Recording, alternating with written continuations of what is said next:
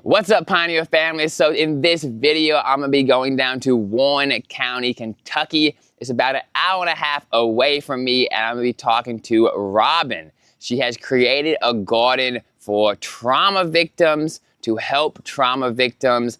It's called the Garden of Hope. And so we're gonna be going down there and talking to her about what she's doing. She's gonna share her story with us, and we're gonna be talking more about it. Around 90% of what's grown in this garden, she's gonna give away to her community. That is helping build stronger and more connected and more sustainable communities. So let's go see what she's doing. Let's go.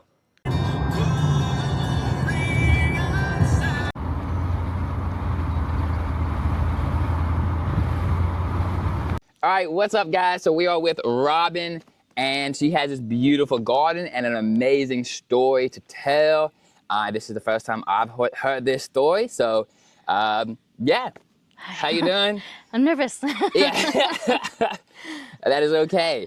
And so, yeah, I guess first off, you can kind of talk about this Garden of Hope and what these colors mean, and why you're doing this, and what it means for you to just kind of share your story with people, to help people that have gone through the same thing. And I think that's the biggest thing. There's so many people that have gone through horrible situations, and it really is what you kind of make of it. I know that's kind of cliche, It's but true. it is, yeah, it's true. And life sometimes sucks. But as a community, I think we can make each other's lives better and just share stories and help people. So yeah, Garden of Hope. Why is it named that, and what are these colors about? So I want to start with the colors. Each one of these colors is a ribbon color. So purple is a ribbon color for domestic violence. Teal is a ribbon color for military sexual trauma and child sexual trauma. And blue is a ribbon color for child abuse. And it's each of the ribbon colors is something that my daughter and I have went through. 17 years of domestic violence, and I just walked away in December. And when I was in the military, I had been raped twice. And my daughter, I asked my neighbor to watch my daughter when I went on detachment or had to stand watch or went on another job, because I was a single parent in the military. And it was active duty too. Wow. And it turned out that he had been severely sexually abusing her the whole time. It started when she was 6. And actually this past week, he got sentenced to 44 years in prison. Wow. So, and then blue is there because child alienation is child abuse, and it's also domestic violence. And I wanted to bring awareness of my trauma so other people can relate, and also call it the Garden of Hope, that it's kind of like hope that my story can reach somebody and see that they don't need to give up, because I went through something incredibly brutal, but I survived. And Right. you know, I want to bring awareness to what happened to me and my daughter, and maybe give someone strength. Like, Right. 90% of what is grown in this garden is going to go back to the community. I picked Veterans Alliance this year because people always say, you know, back the blue till it happens to you. But I want to show it doesn't have to be like that. Right. If you just put your pain and your hate aside, you can do beautiful things. Beautiful and things. I want to turn my trauma into blessings. And giving back has always allowed me to feel good. It's the only thing I can do to feel good. And so that's why I'm giving back by doing this. And I had 2 suicide attempts within a year this year, or last year in July, and then one in February.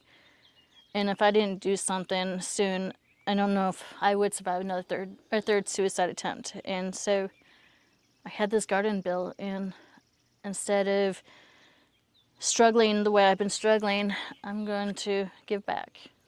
Yeah, it's amazing to take pain and suffering and just turn it into something that can be beautiful and potentially save lives, really, because there's a lot of people that have had suicide attempts, and mental health is at an all-time low, like we were just talking about before we turned on the camera. Like, there's so many people going through mental health, or drug abuse has gone crazy because they're trying to self-medicate mental health. And it's I think a lot of it is lack of communities. I think a lot of it is what we're eating, like just what we're digesting on our phones, like it's a lot of different stuff that has caused this problem. But there's definitely a problem in 2025 with mental health. Like it's insane. Probably most people watching this knows somebody that have tried to commit suicide, and that is mind-boggling. Like that's crazy. Like that's not okay, and we should need to fix it somehow. I don't have all the answers, but we gotta fix it, because nobody's coming to save us. Nobody's coming to save us. We gotta save our community, though. Who's around us. That's who you need to uplift. Well, you don't need to uplift them, I guess, but like I think it would be beneficial if we all uplifted each other. Yeah, because there's just so many people struggling through that. So yeah, I mean, as much as you feel comfortable with kind of digging into each one of these things, and how you kind of got over them, or maybe not got over them, but using it to benefit other people, and how can maybe other people try to get past if they had mental health or suicide, or maybe drug stuff. Like, yeah, how did you get past that, and how would you help other people? My brain is permanently messed up. I am rated 100% for a VA disability on my first try, and it's actually very rare to get. Now, what is that? I get paid by the VA. Okay. They had determined that the result of what happened to me in the military is why I'm disabled, and so I get paid monthly, and I can't work anymore. I'm done working, and I'll never be able to function normally again. Right. Like, my trauma has truly damaged my brain, but that's why I am doing this garden, because I can't work ever again, and I won't be able to function without help from somebody else. And this is the only thing I can do, and that's why it's so important to do something for the community and still have a purpose. And I'm having a brain fart. That's fine. So did it come really from the trauma, in the military? Like, before that, did you have any mental health things? So it was really just trauma based. Trauma based. And I think that's something that a lot of people don't think about or might not know about, because a lot of people would be like, it's genetics, or this and that. It's like, not all the time, because like, you can't do anything about your genetics. Like, there's nothing we can do about that. Like, we can't get people new genetics. Like, but we can do something about the stuff that, like, hey, this is not genetic. This is, you just went through some crazy stuff. Like, why is this happening? Like, hell, let's make sure that the next person in line doesn't have to go through these same horrible events, So I think that's a really awesome thing that you're doing. So when did you go into the military? Like, I was 26. Oh, wow. Okay, so young. So I went in a little later than most. That I can't remember the year. I think it was 2014, I believe. And I started off in Great Lakes because it was the Navy. And Okay. that's another thing. Like, they do a psych eval before you join boot camp. So they would have picked up if you had PTSD or not. Right. So, like, with that being on my record, and then also documenting, like, making reports in the military about my 2 rapes, like, everything is documented. So they were able to look back and see the key points. Was this another person in the military? One was when Wow.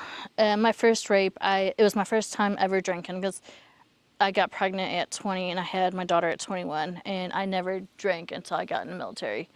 And my first time drinking, I was raped by another sailor, and I made a closed report, and nothing happened of it. I never wanted to get anybody in trouble. And then I got stationed in Williamsburg, Virginia, and my second rape, I was sober. And I was actually supposed to go to Michigan to get a lawyer for a custody battle, and instead I was in the hospital because I had been raped. And I got in trouble for that from the military. They said it was failure to follow lawful orders, even though they knew where I was and they knew what happened. And Really? my story is pretty So jacked up. they were upset that you went to the hospital, Yeah, or? because I didn't follow the orders and go to Michigan to get a lawyer. Oh And my then my chief goodness. said if I hadn't been drinking, I wouldn't have been raped. And I was Really? sober from my second rape. So Jesus. it really messes with my head. But then Right. in 2017 is when my ex told me about what happened to my daughter. And I didn't want to believe him because he was my abuser. Like, why would I want to Right. believe him? And it was in February 3rd, 2020, that my daughter told me details about what happened to her, what Josh had done. And it was 2 years ago in September that he was finally arrested because he went on to sexually abuse 2 other children. And all of them Jesus. were either autistic or nonverbal, or Right. including my daughter. And Right. Yeah, I never really thought about that, but that's probably something that if you're doing that, you would try to take those victims that can't talk about it. Never really thought about that. That's wild. so now he's serving, as of very, very recently, not even in prison yet, still in jail. He just got served 44 years. Thank goodness. Yeah, Yes. thank goodness. Yeah, He's those not people going to be don't active need to duty be on anymore. those people don't need to be on, out free on the streets. No, yeah, that's insane. So who was this person to you? Did you know them, or? So my daughter was on the Amber Alert March 15, 2015. Oh goodness, that's scary. March 28, 2015. Part of being active duty. I didn't have rights to her because I was a single parent. And he was acting so funny, and then I called and did a welfare check, and he went on the run with my daughter. He had custody of my daughter at the time, but he went on the run because he was on drugs and doing bad things. And the police issued an Amber Alert, and she was the first one in the state of Michigan to go out as a text message. Oh wow. And I got a lot of hate for that because it woke so many people up. But after that, I got emergency custody of her. And People were like hating on. me, because of the text waking people up. Really? If you type in my daughter's name on Google and you look on Facebook posts, people are complaining about the text messages waking them up. So Wow. my situation's a little jacked up. Yeah, for sure. Because you would think that people would be, let's go help. Like there's a kid in need, let's go help the kid. I feel like that's something that that's at least one thing that people can get behind. You know, like there's so much division, like left, right. There's political. There's everything. Like everything these days is like a division. Like people just make it this boom. But kids, I feel like that's one thing that's like you can't, like as a kid in need, let's help it. Right. You know, or help them, not yeah. But yeah, let's help the kids. So, but that's not what you're saying that. I got a Wow. lot of hate about it. A lot of support, but a lot of hate, you know? And it's just mind-boggling. That child, my daughter at the time was 6 years old. And Oh my goodness. that's, so back to your question before I have a brain fart. So I became a overnight single parent in the military, and I had to move out of the barracks and into military housing. And my neighbor Josh, and I don't know if it's current wife or ex-wife by now, but Emily, they offered to babysit my daughter because I still active duty, sea duty. I had to go back on detachments. I still had to stand watch, and I was working Uber and Lyft because a single parent doesn't make a lot of money. Right. And so apparently the whole time that I was doing those things, he was using her. Wow. I didn't know. Right. Yeah. Yeah. And so once the military found out, you're saying they weren't super supportive, or No, that was my rapes. They didn't know until I got out of the military around January 4th, 2017. And it was probably around January 8th, January 9th, Okay. around my birthday, January 2017, I found out about my daughter through her father. Wow. So Wow. I didn't know. Wow. Okay. So you're out of the military at this point. Still in military housing Okay. So you're still on base. when I found out. Okay, but you're not active at this point. I had just gotten out. Okay, so how long did you live on, like, on the base for when you weren't in it? It was just a short time. I would say from about February, and then I moved. I couldn't, after the accusation came out, I made a report with NCIS and Fleet and Family, which is protective services but military style. Okay. And then CPS and Special Victims. And I was wrong, and I said, I don't know if this is accurate. I don't know if this happened, but I still want to make a report. Right. And I say I was wrong for that, because if I had listened to my ex, and even though it was years of domestic violence, if I had just listened to him, I don't think Josh would have went and hurt the other two kids. So I hold a lot of guilt about that. But he was right.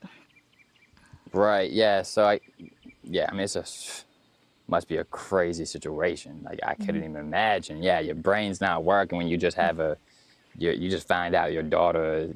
I mean, you can't really function really after that. I'd be so mad. Like, I'd be so I was just mad. recovering. That was in January, and it was that November before that the rapes happened. The second rape happened. Oh my goodness. So I was already still processing my second rape in the military, and then now dealing with finding out about my daughter. I wanted to be in shock. I needed to be in shock. Right. And I was wrong for that, because then again, he went on to hurt two other children. Yeah. Wow. Yeah. I mean, there's nothing you could have really done. I mean, yeah. I mean, I know you probably feel that way, but there's nothing. Yeah. I mean, nothing really that you could have done. That's just a crazy person. They're out there. There are some crazy, just horrible people out there, unfortunately. I think most people are good, hopefully. I think so. But yeah, you have those just nutty, crazy people. Now you get the ribbon colors. Yeah, yeah. They have special meaning to me. Right, yeah. So after all this happens, then kind of what? Like, how are you processing it? How are you dealing with the aftermath? Like, I don't know what I would be doing. So I moved from Virginia to Mississippi, and you would think after the Amber Alert, the judge would be okay with you moving. And Right. I didn't know I needed permission to go from Virginia to Mississippi, and the judge ordered my daughter to move back to my abuser. The same person that I had, there's a warrant out for his arrest in Newport News, Virginia still, and he put our daughter on the Amber Alert, and I had personal protective orders on him, multiple, like at least in Mississippi, or not Mississippi, Michigan and Virginia and the military when I had personal protective orders. And my husband can tell you, like, the judge did not want to hear my case, and she ordered my daughter to go back to my abuser, and he turned my daughter against me. And as of December, I walked away from my daughter because parent alienation is child abuse, and he was forcing her to call me, and she didn't want to talk to me. She blamed me for what happened to her, and I get it. Like, as a child, like, I get her point of view, and I don't want her to feel like she had to call me, because I didn't want her to be traumatized more. And I felt like he was using her to hurt me or to hurt her. And so I made a decision in December just to show mercy for her, and I walked away, trying to protect her and protect myself. And it jacked me up in the head so bad. That has to be a hard thing to do. That's why I had my suicide attempt in February. I Okay, couldn't handle it. With everything else that had happened, I couldn't handle it. Yeah, that would be super hard. That's super duper hard. So why did the judge give the daughter back to this guy that's not? Because I made a mistake. I moved from Virginia to Mississippi. Okay, so that's... Yep, and she didn't have it in her records that she gave me permission to move from Michigan to Virginia, even though my lawyer showed her. Whoa, so you couldn't move because of, like, military, or because of just... She forgot she gave me permission to move from Michigan to Virginia, and I didn't know I needed permission from Virginia to Mississippi. It was an honest mistake. Right. But it was like the military wanted the permission. Like, who had to give you permission? The courts from Michigan, family court. Oh, okay. Wow. Yeah, I didn't know that that was a thing. That's insane. Why? Wow. So my ex lied so much in court, and I had all the proof, everything, and the judge would not look at my proof. I had everything in front of me, and the judge was very biased. And we tried to go up to different courts, and then I felt like it was just hurting her more, just continuing on with courts. And I don't have anything on my record. I might have a speeding ticket from when I wrecked my car, you know, but I have a clean record, and my ex has over 9 felonies with a warrant out for his arrest and put our daughter on the Amber Alert. And the judge just gave the daughter without even... Would not. Why do you would think, not like, look is at it... me. Do you think he just seen so many cases that they just... She degraded my military career, everything. She would not look at my proof. And it's all online. Like, I can't make this up because all the court documents are all online. Right, yeah. So I can't lie about this. My husband was there. Yeah, no, there's crazy stuff that happens in the courts all the time that just gets pushed under the rug, or like some horrible thing that whoever has the kind of the power to, just make it go away, it goes away, and then it doesn't get talked about. It's like people are out here hurting because of it. Like, people are out here really hurting because, yeah, somebody made a bad decision, didn't look at records. But this is the same really judge that denied me a personal protective order, and I had a death threat in front of me from my ex. Wow. So I had to go to a different county and get a personal protective order, and I got one right away. And he violated it so many times. So it's the same judge that did that. This is a bad judge, kind of. I mean, it is. That's a bad judge. And yeah, it's a judge that shouldn't have a job. At least as a judge. She's retired now, but I'm not the only family that she's done this to. Right. Yeah, I think that should be looked, and I'm sure like some of these judges in these like small counties, there's some stuff that goes on in these, because like nobody, it just happens, and that's the judge, like they're the ones that make the decision, and it's like, what? Like, why do they get to make these insanely, it's one person, if they can make a mistake, and then it just ruins families, ruins people's lives, and it's whatever. I wasn't on drugs. I didn't drink. I don't have a arrest record. Nothing is wrong with my past. Right. And I got in trouble. My second rape was used against me in court. Really? How? Like what? It was brought up twice in court. As a reason? It is like a character thing against me. Wow. So get this, one was brought up by Emily, whose husband is the one that did the thing to my daughter and the other 2 kids.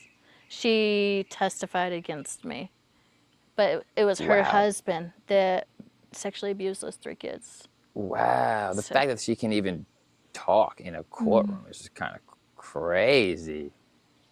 My story is deep and it's very ugly.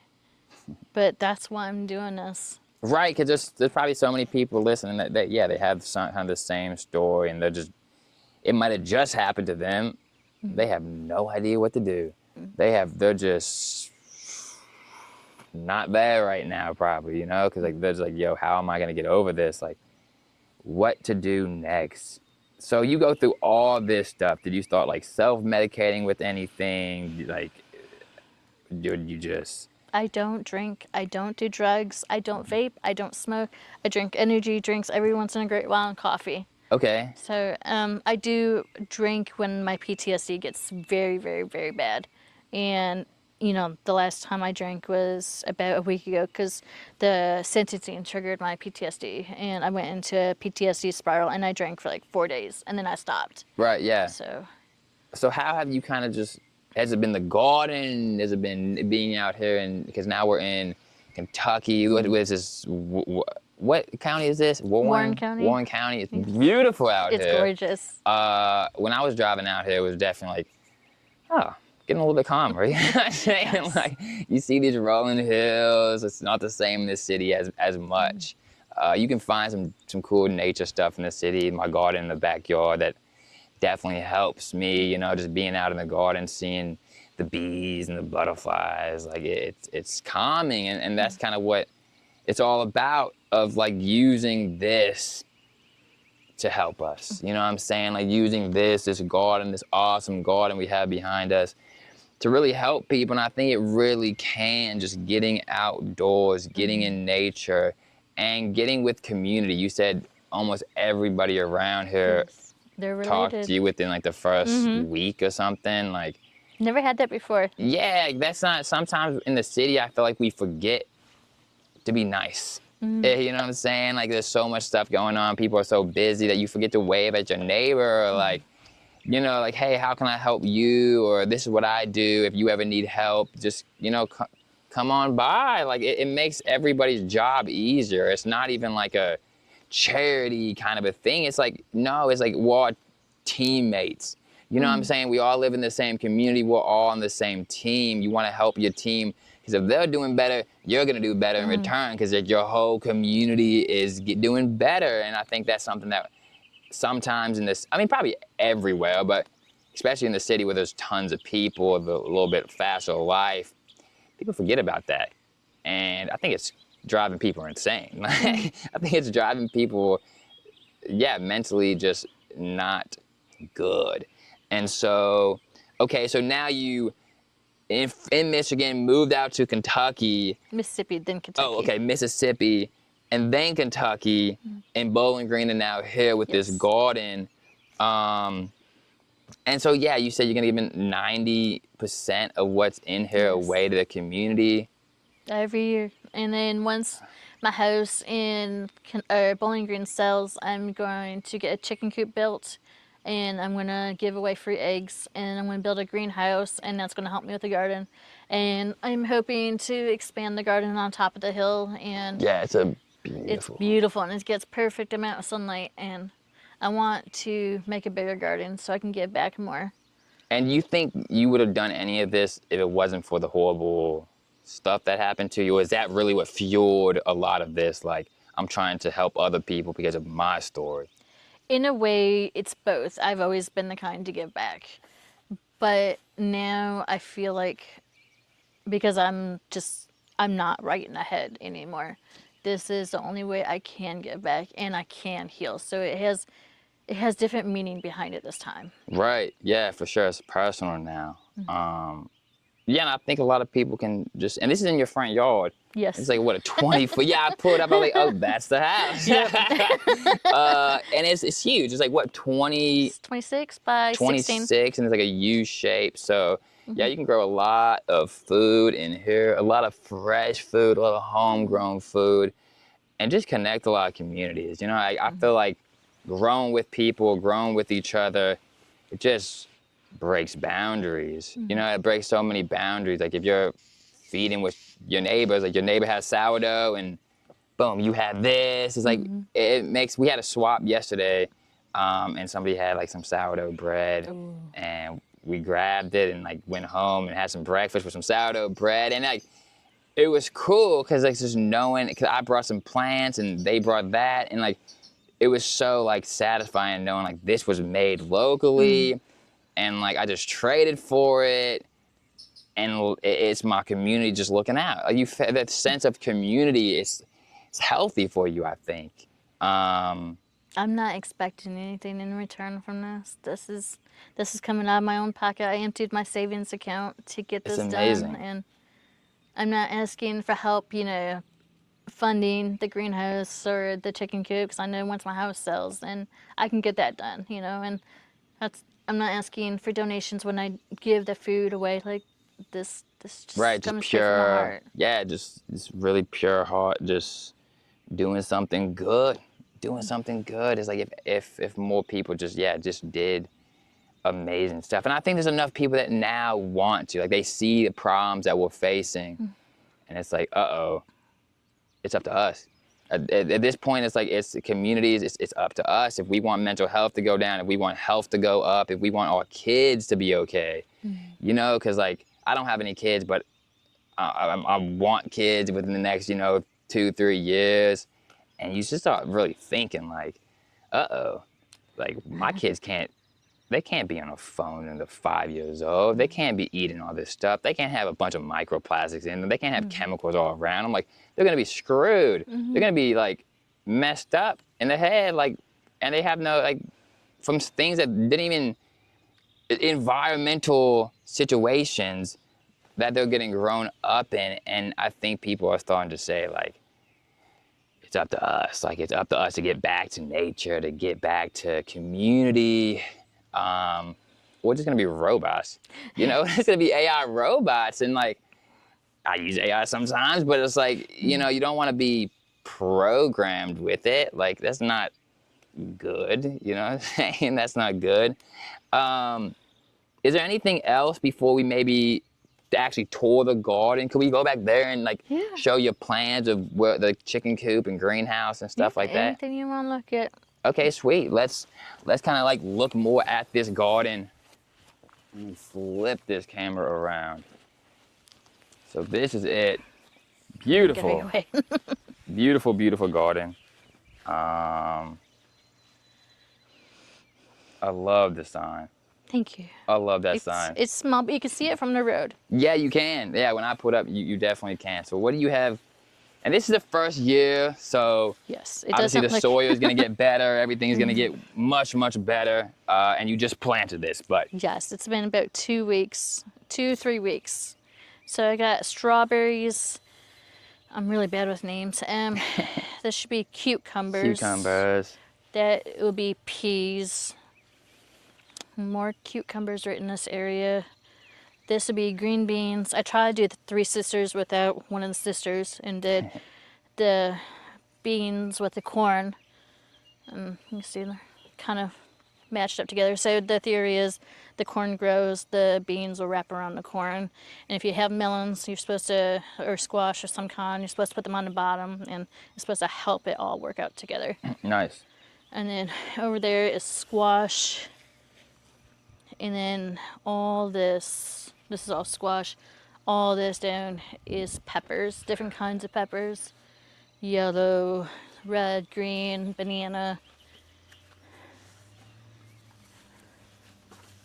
And then this is more squash. I have a lot of squash for some reason. Hey, squash is super good. Yes. That's more green beans, squash. And then I have 8 tomatoes, different kinds. Nice. Green beans. And then this is cantaloupe. I have 4 cantaloupe. And then 4 watermelon. Beautiful. Yeah, it's gonna produce a lot of food for your community. Yeah. Tons of food. And I see you have a little garden back there. A little garden back there. Can we go back there and kind of check out your area and where you wanna maybe have the chicken coop one day and So the chicken coop, I gotta do more research, but I'm thinking a chicken coop's gonna go in this area right here. Okay. But I have to make sure it's gonna get enough sunlight. I don't know much about chickens, but I'm gonna spend this winter doing research on it. Nice. And then over here,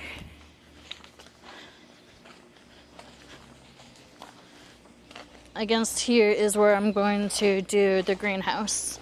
Awesome. And then I actually just got these trees planted too. I love maple trees and I love the colors that they turn into in the fall. Yeah, it's really beautiful. So. And you feel like, because you have PTSD and just like other people that are struggling with that, do you feel calmer just being out here? Oh my gosh, yes. Yeah. I feel safe for the first time in so many years. It's just, I can let my guard down. Like, I can come out here and I still have my PTSD symptoms, but in the end, like, I know I'm safe here. Right. And I know my neighbors are watching out for me, and it feels so much calmer. Because in the city, like, your neighbors are on top of you and you can't go outside and you can't feel safe. And well, I couldn't. But here I can go outside for the first time in so many years. And Yeah. I get to experience all this every day now. And Right. it's incredible. It really is. Yeah, and I think nature has so many healing properties that have been, well, it wasn't looked past back in the day, like hundreds of years ago. They used it, like that's what they did. Like you're sick, there's some natural element that's gonna cure you, and then we kind of got, you know, there's businesses and like pharmaceutical companies, and you have all these, you know, interest groups that are trying to push something to make money, and we've got away from like, yo, like the answers are out here. Like this is the answer. It's beautiful out here. You come out here and you're gonna be calmer.